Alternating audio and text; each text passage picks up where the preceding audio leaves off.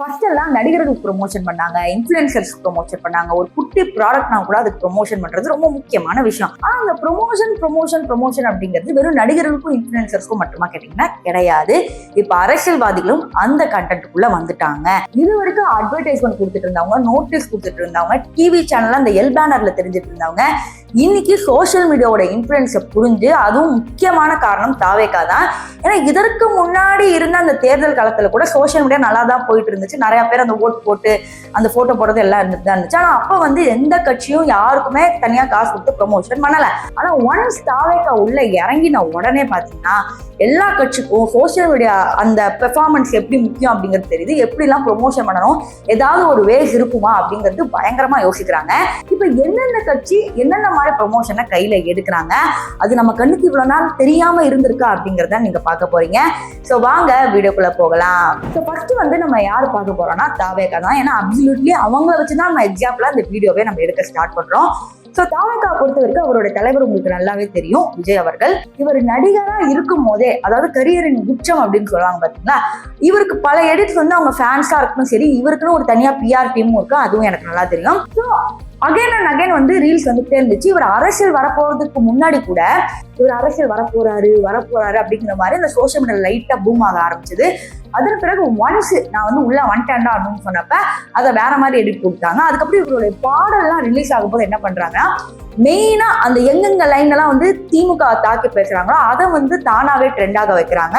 அதை மீம்ஸோட அட்டாச் பண்றது, டான்ஸ் பண்றது, இதெல்லாம் பண்ணி ஸ்டார்ட் பண்ணவங்க அவங்கதான். இப்போ இது ஒரு பக்கம் சினிமேட்டிக் ப்ரொமோஷன் மாதிரி இருந்தாலும், இன்னொரு பக்கம் பாத்தீங்கன்னா இவங்க கட்சிக்குன்னு எப்படி ப்ரொமோஷன் பண்ணாங்க அப்படிங்கிறது கொஞ்சம் ஒரு கேள்விக்குறியா தான் இருக்கு. ஃபுல் அண்ட் ஃபுல் பாத்தீங்கன்னா எல்லாம் விஜய பத்தியே தான் பேசுறாங்க. ஆனா அதே இடத்துல நிறைய பேர் இருக்காங்க, ப்ரொமோஷன் நடக்கல. ஆனா இப்ப இந்த லோயாலா மணி, அது மட்டும் இல்லாம நிறைய பேர் இந்த டிபேட் சேனல்ஸ்ல பேசுறாங்க இல்லையா, சோ அவங்க நல்லா பேசுற டாபிக்கை கரெக்டா கட் பண்ணி விர்ச்சுவல் வாரியர்ஸ் அது சோசியல் மீடியால பகிர்ந்துட்டு வராங்க.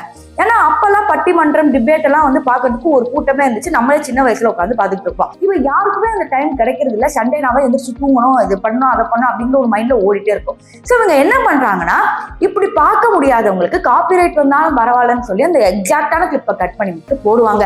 ஒரு சில டைம் அதை பார்த்துதான் பாத்தீங்கன்னா நிறைய பேர் நியூஸே எடுப்பாங்க. ஸோ அந்த அளவுக்கு தாவேகா ரொம்ப நுணுக்கமா பார்த்து ப்ரொமோஷன் பண்ணிட்டு இருக்காங்க, எந்த இடத்தையுமே விடாம. அது மட்டும் இல்லாம இவங்க திமுகவை எங்கேயாவது ரொம்ப கேவலமா பேசுறாங்களா அப்படின்னு கேட்டீங்கன்னா, அந்த மாதிரி ப்ரொமோஷன்ஸ் அவங்க பண்ண ஸ்டார்ட் பண்ணல. அதாவது இவங்களை விட நாங்க பெட்டர் கட்சி அப்படிங்கிறதுக்கான ப்ரொமோஷன்ஸ் தான் இப்ப பயங்கரமா நடந்துட்டு இருக்கு. செகண்ட் நம்ம யாரை பார்க்க போறோம்னா பாஜக. இந்த கட்சியை பொறுத்த வரைக்கும் பாத்தீங்கன்னா ஃபுல் அண்ட் ஃபுல் நார்த் இந்தியால பயங்கரமான ப்ரொமோஷன். அவங்க எப்படி அந்த ஹிந்துஸ்க்கு எவ்வளவு இதா பண்றாங்க அப்படிங்கிற மாதிரி. ஈவன் சொன்னோம்னா இந்த கேரளா ஸ்டோரி அப்படிங்கிற படமே பாஜகவோட தலைமையில படம் மாதிரி இருக்கு. ஆரம்பத்துல என்னது, ஒரு பொண்ணு ஹிந்துவா இருக்கா, ஒரு முஸ்லீம் பொண்ணு அப்படியே மாத்திட்டு அப்படியே கூட இருக்கிறவங்க கல்யாணம் பண்ணி வச்சு அவன் நாடு கடத்தான். இந்த மாதிரி ஒரு கதைக்கு நேஷனல் அவார்டு கொடுத்த ஒரு பெரிய சர்ச்சையாச்சு. இப்ப அகைன் கேரளா ஸ்டோரி 2 அப்படின்னு ஒரு படம் எடுக்கிறாங்க. அதுல ஹிந்து பொண்ணுக்கு வலுக்கட்டாயமா அந்த பீஃப் அந்த கறியை சாப்பிட வைக்கிறது, இந்த மாதிரி கிளிப்ஸ் எல்லாம் எடுத்து போடுறாங்க. ஆனா நிஜமாவே கேரளால இப்படி நடக்குதா கேட்டா அபிஷியல் இன்ஃபர்மேஷன் எதுவுமே வரல. ஆனா இவங்க கேரளா மட்டும் ஏன் குறி வச்சு இன்ஃபுளுன்ஸ் பண்றாங்க, அதுவும் கேரளா ஸ்டோரி போட்டு ஏன் இன்ஃபுளுன்ஸ் பண்றாங்க அப்படிங்கிறது தெரியல. ஏன்னா தமிழ்நாட்டுல எப்படியும் இந்த மத அரசியல் வேலைக்கு ஆகாது, என்னதான் ட்ரை பண்ணாலும் அது வேலைக்கு ஆகாதுன்னு அப்படி தெரிஞ்சுக்கிட்டு கேரளாவை டார்கெட் வைக்கிறாங்களா. ஏன்னா கேரளா பாத்தீங்கன்னா மோஸ்ட் எஜுகேட்டட் ஸ்டேட் அப்படின்னு கூட சொல்லுவாங்க. ஸோ மேபி அவங்க டார்கெட் வச்சா இன்னும் கூட நம்ம நிறைய பண்ணலாம் அப்படிங்கிறதா வைக்கிறாங்க தெரியல. ஸோ படங்களில அது மட்டும் இல்லாம நார்த் இந்தியால ஒரு சில ரீல்ஸ்ல பயங்கரமா ப்ரொமோஷன் பண்றாங்க. ஆனா தமிழ் மீடியா சோசியல் பிளாட்ஃபார்ம்ல அவங்களை பெருசா ப்ரொமோஷன் பண்ணல. யாராவது ப்ரொமோஷன் பண்ணாலும் அசிங்கமா திட்டி விட்டுறாங்க. பாலிடாக்ஸ் அப்படிங்கிற இவர் தெரியும், இவர் ஓப்பனாவே பாஜகவுக்கு தான் சப்போர்ட் பண்ணிட்டு இருக்காங்க. அது மட்டும் இல்லாம அண்ணாமலை அவர்கள் அந்த கட்சியில சேர்ந்து ஒரு சில பேர் என்ன பண்றாங்கன்னா, அவங்க என்னென்ன பண்றாங்களோ அவங்களுக்குன்னு ஒரு பிஆர் டீம் வச்சு அந்த வீடியோ கட் பண்ணி போட்டு ஒரு ரீலா டெய்லி போட்டு இருக்காங்க. ஸோ இப்படிதான் பாஜகவுக்கு ப்ரமோஷன் நடந்துட்டு இருக்கு. அடுத்து நம்ம பார்க்க போறது சீமான் அண்ணன் அவர்கள். சீமான் பாத்தீங்கன்னா ஆரம்பத்துல அவர் தமிழுக்காக உயிரை விட்டு பேசுறதெல்லாம் பயங்கரமா ட்ரெண்ட் ஆச்சு. சீமான் அவர்களுக்கு நிறைய பிடிச்சது, இளைஞர்கள் எல்லாருமே அவருக்கு தான் ஓட்டு போட்டாங்க போன தடவை. ஆனா இவர் எப்ப விஜய பத்தி பேசினாரோ சீமான் அடிக்கடி கத்துற வீடியோவை கட் பண்ணி போட்டு இப்ப பயங்கரமா ட்ரோல் பண்றாங்க. அதை போய் பாத்துக்குவாங்க.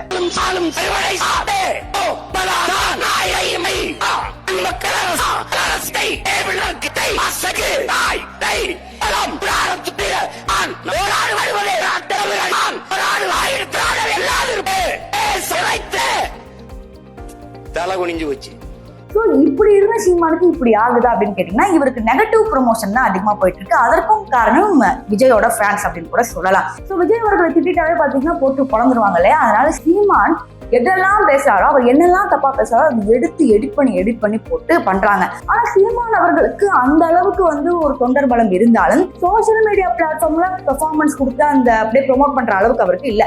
ஸோ அவர் என்ன பண்றாருன்னா, எப்பெல்லாம் அவருடைய மாநாடு வருதோ, எப்பெல்லாம் அவர் பிரச்சாரம் பண்ணணும் அப்படின்லாம் நினைக்கிறாரோ, டிவிக்கு ஒரு எக்ஸாம்பிளா வச்சு அவர் மாநாடுல கலாய்க்கிறது, அப்புறம் ஜோக்கா பேசுறது, wrong what's bro, it's very wrong bro, இந்த டைலாக்லாம் தெரியும் பாத்தீங்களா?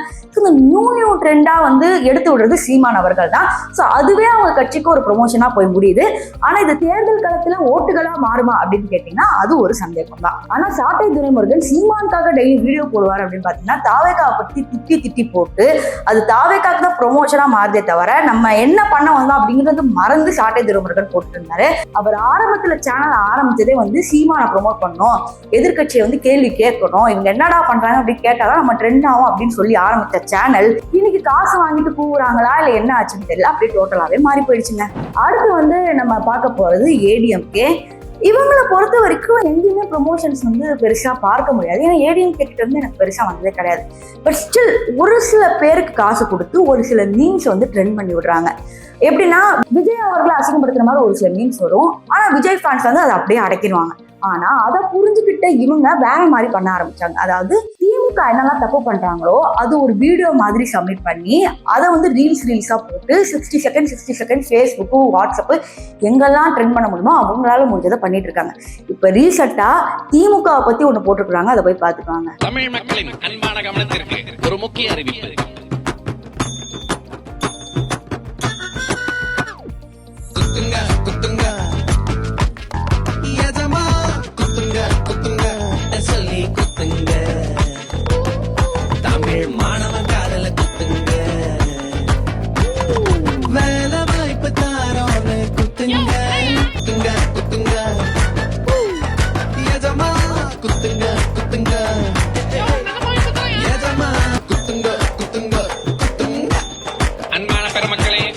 இந்த தடவை நாங்க மாத்தி நமக்கு காது குத்துனது போதும்.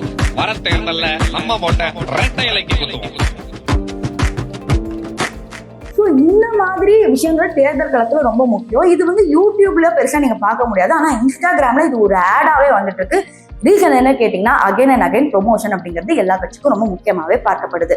கடைசியா நம்ம பார்க்க போறது திமுக தான். ஏன் திமுகவை கடைசியில சொல்றேன் அப்படின்னு கேட்டீங்கன்னா, இவங்க ஒரு ப்ரொமோஷன் பண்ணாங்க, பல ப்ரொமோஷன் பண்றாங்க. ஸோ ஃபர்ஸ்ட் திமுகவோட குட் ப்ரொமோஷன்ஸ் நம்ம பார்க்குறோம். எல்லாமே அவங்க சேர கெட்டதெல்லாம் புரியுது. ஆனா அவங்க என்னென்ன மாதிரி ஸ்டெப்ஸ் எடுக்கிறாங்க அப்படிங்கிறது ரொம்ப ஆச்சரியமா இருக்கு. நான் முதல்வன், கனவை சொல்லுங்கள் அப்படின்னு பல திட்டங்களுக்கு அந்த பேர் வைக்கிறதுக்கே ஒரு தனி டீம் இருக்கு. அந்த பேர் வச்சு அந்த பேரை ட்ரெண்ட் ஆக்கி அது மீம்ஸ்ல போய் முடிஞ்சாலும் அவங்க அதை ட்ரை பண்றாங்க ப்ரொமோஷன்ஸ். அது பார்க்கும்போது அந்த பேரெல்லாம் பார்க்கும்போது இது வரைக்கும் திமுக திட்டங்களுக்கு ஸ்பெசிஃபிக்கா பேர் வச்சதே கிடையாது. ஆனா ஃபர்ஸ்ட் டைம் அப்படி பேர் வச்சது ரொம்ப பெருசா தெரிஞ்சது. நெக்ஸ்ட் அவங்க என்ன பண்ணாங்கன்னா, ஸ்டாலின் அவர்களை வீடியோ எடிட் பண்ணி போடுறது, அப்புறம் திராவிட மாடல் அப்படின்னு ஒரு பாட்டு வந்துச்சு, அப்புறம் பொங்கல் பாட்டுன்னு ஒன்று வந்துச்சு. இப்போ ரீசெண்டா திமுக பாடல் ஒன்று அதுக்கு எல்லா இன்ஃபுளுசர்ஸும் டான்ஸ் ஆட வச்சாங்க. ஸோ தே ஆர் ட்ரைங், ரொம்ப டூ மச்சா ட்ரை பண்றாங்க. ஆனா என்னவோ தெரியல, அது போய் மீம்ஸ் எல்லாம் போய் முடியுது.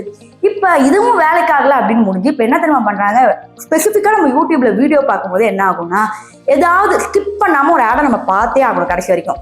ஸோ அதுல திமுக என்ன பண்றாங்கன்னா, அவங்க ஆடு போடுறாங்க, இந்த மாதிரி கனவை சொல்லுங்கள் நாங்க இப்படி அப்படின்னு சொல்லி ஒரு நான் ஸ்கிப்பபிள் ஆட் கடைசி வரைக்கும் பாக்குற மாதிரி பெய்ட் ஆடா கொடுத்துட்டு இருக்காங்க. ஸோ இப்போ யூடியூப்ல பிரபலமா அதை பண்ணிட்டே இருக்காங்க. இதுக்கு அவங்க எவ்வளவு தெரியுமா செலவழிக்கிறாங்க கேட்டா ரொம்ப ஆச்சரியப்படுவீங்க. 72 கோடி one and only social media ப்ரொமோஷனுக்கே பண்றாங்க. ஆனா இதுக்கு முன்னாடி திமுக அதெல்லாம் பண்ணிருக்கான்னு கேட்டீங்கன்னா சுத்த வாய்ப்பே கிடையாது. இப்பதான் அந்த பாட்டு போடுறது, அதை பண்றது, விஜய் அசிங்கப்படுத்தணும்னு ஒரு பேஜை ஸ்டார்ட் பண்றது, எல்லாரையும் மீம்ஸை கலாச்சி விடுறது, டான்ஸ்க்கு பாட்டுக்குன்னு எங்கெங்கயோ காசு போறனால இன்னைக்கு இதுக்குன்னே 72 கோடி செலவழிக்கிற அளவுக்கு வந்துட்டாங்க விஜய்க்கு பயந்து அப்படின்னு நிறைய பேர் சொல்றாங்க. ஸோ கட்சிக்கு என்னென்ன ப்ரொமோஷன் வேணும் அப்படிங்கறத நீங்க நல்லாவே தெரிஞ்சிருப்பீங்க. வேற என்னென்ன மாதிரி ப்ரொமோஷன் பண்ணா இந்த கட்சிக்கு ரீச் கிடைக்கும் அப்படிங்கறத நீங்க கமெண்ட் செக்ஷன்ல மறக்காம சொல்லுங்க.